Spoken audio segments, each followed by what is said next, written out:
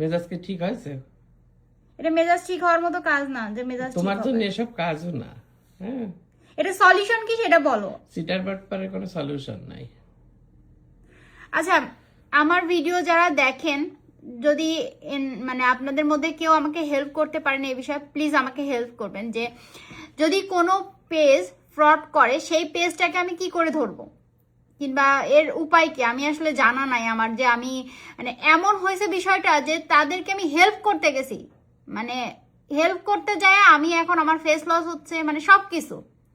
এবার পেজ যে ছোট তাও না, পেজও বড়, এবং তাদের ভালো রিভিউ দেখেই কিন্তু আমি তাদের সাথে কাজে গেছি।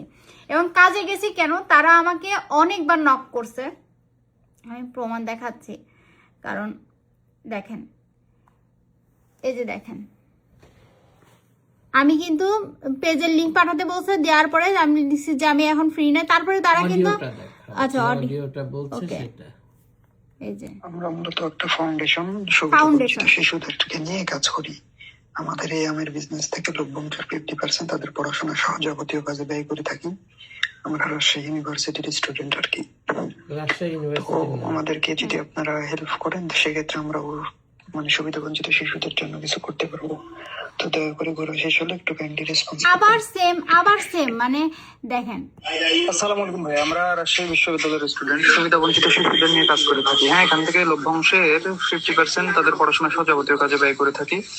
সে কারণে আমাদের সাথে যদি আপনি অংশীদার হতেন এবং কিছু স্যাক্রিফাইস করতেন, আমাদের জন্য খুবই ভালো হতো। তাহলে আমি আমার টিমের সাথে মানে ফাইনালি আমি কত বড় গাধা, কত বড় গাধা আর কি, ভিডিওটা নিতে চাচ্ছিলাম। মানে কত বড় গাধা হইলে মানুষ, সরি গাধি হইলে মানুষ এইরকম ফাঁদে পা দেয়। মানে এইসব মানুষদের জন্য, যারা মানে সত্যি সত্যি যাদের সাহায্য দরকার কিংবা ভালো কাজ করে, তাদেরও বিশ্বাস করবো কি করে, এখন বিশ্বাসটা করবো কি করে? মানে এই জন্য ফ্রি কাজ করতে হয় না, এই জন্য ফ্রি কাজও করতে হয় না, কাউরে সাহায্য করতে হয় না। হাজার হাজার মেসেজ আসে যে আপু আমি অসহায়, আমারে সাহায্য করেন। আমি দেখেও না দেখার ভান করে চলে যাই যে কাকে সাহায্য করব। এর আগে আমি কয়েকজনকে এরকম করার পরে দেখি যে তারাও ফর। ভাই আমার সাথে এইগুলো হয়। এখন এর সলিউশন কি? আপনারা দয়া করে যদি মানে সে মানে পেজ ডিঅ্যাক্টিভ করে রাখছে, প্লাস ফোন বন্ধ, এবার এনাকে আমি ধরবো কি করে সেটা বলেন।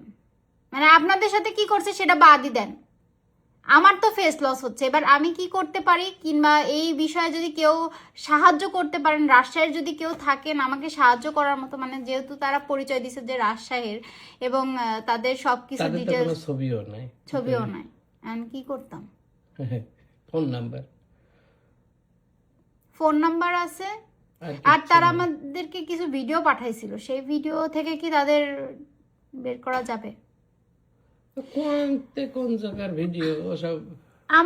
কতগুলো আমের পেজ থেকে করছে, আমি তাদের সাথে কাজ করিনি। একজন এই যে দেখেন, মানে একদম ফ্রি কাজ, কিন্তু যারা মনে করেন আমি কি এই 2 টাকার আম কিনে খাইতে পারি না, এই শুধুমাত্র সাহায্য করতে যায়, এখন এই মানুষটা সাফার করতেছে। আমি দেখাচ্ছি, এই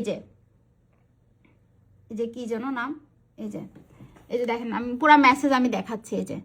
এই যে মৃত্তিকা, এই যে এই পেজটা, হ্যাঁ,